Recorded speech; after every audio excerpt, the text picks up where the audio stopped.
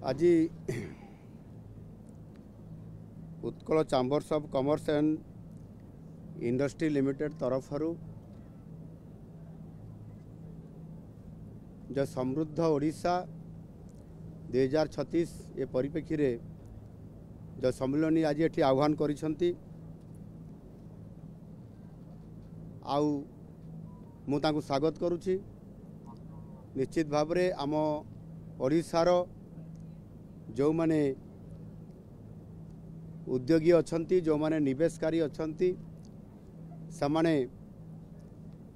ओडिशार समृद्ध को प्राधान्य देबा एवं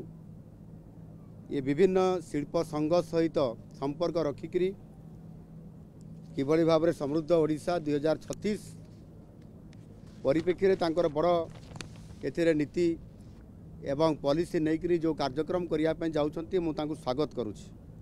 एणु एभली एक स्वतंत्र जो कार्यक्रम नेचुराली ओडिशा सरकार जेभली भाव में आज विजन 2036 और 2047 रखिंट एवं से आधार में आम ओडिशार अर्थनीति को आमे आग को नेबापाई आजिर जो अर्थनीतिर स्थिति अच्छी ताकू 5 गुणा वृद्धि करने सेथिपाई भित्तिभूमि सेथिपाई शिल्पायन सेथिपाई प्रतिटी सेक्टर रे किभली भाव में तार प्रगति हासिल करिवो सेथिपाई एथिरे ओडिशा सरकार सहित जो शिल्प संघ समूह जो माने अछंती एवं आज स्वतंत्र भाव में आमर जो UCCIL Utkal chambers of commerce and industry आज आमको आगे आछंती ए जगह आम सहित ओडिशा रे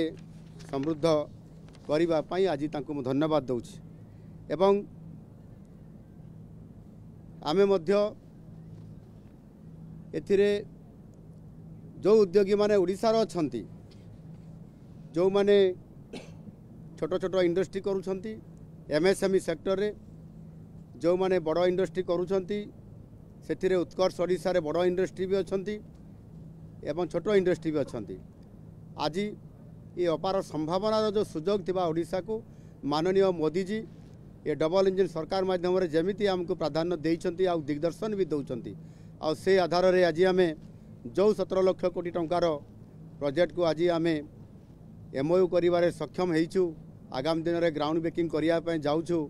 आ जो थे कि वर्तमान सुधा प्राय 8 लाख कोटी टंकार प्रोजेक्ट को आमे मध्य सिंगल विंडो क्लियरेंस माध्यम आमे समान को अनुमोदन कर सारीछु आ खूब शीघ्र ये प्रोजेक्ट गुड़िक सामना को आसुछि। एथिरे निजुक्तिर कथा भित्तिभूमिर कथा अर्थनीतिर कथा एवं सर्वोपरि किभली भाव में ओडिशा समृद्ध हम या आधार करके जो कार्यक्रम करा जाउछि यह निश्चित भाव में फलप्रद हम आथिपाई विभिन्न प्रकार जो टेक्नोलोजी सहित विभिन्न प्रकार 16टी सेक्टर प्रोजेक्ट को प्राधान्य देवा एवं अनेक एथिरे बड़ बड़ शिल्पपति माने मध्य आगे आछंती। आज सेमानक भितरु एठी आमर जो वेदांत अछंती एवं सेही भली भाव में आमर अदानी ग्रुप अछंती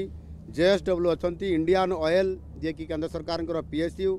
जह ग्रुप एवं ताहा सहित मध्य आहुरी जो माने एठी आसुचंती तांकर सहित किभली भाव में इज ऑफ डूइंग बिजनेस रे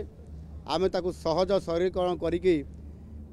खूब कम दिन भितर सहजरे शिल्प प्रतिष्ठा करई पारिबे जमी अधिग्रहण करई पारिबे ये समस्त व्यवस्था को सुनिश्चित करबा काम आज ओडिशा सरकार दिन राति एक करी करूछंती। एथिरे रोड सेक्टर रे एयरपोर्ट रेलवे एवं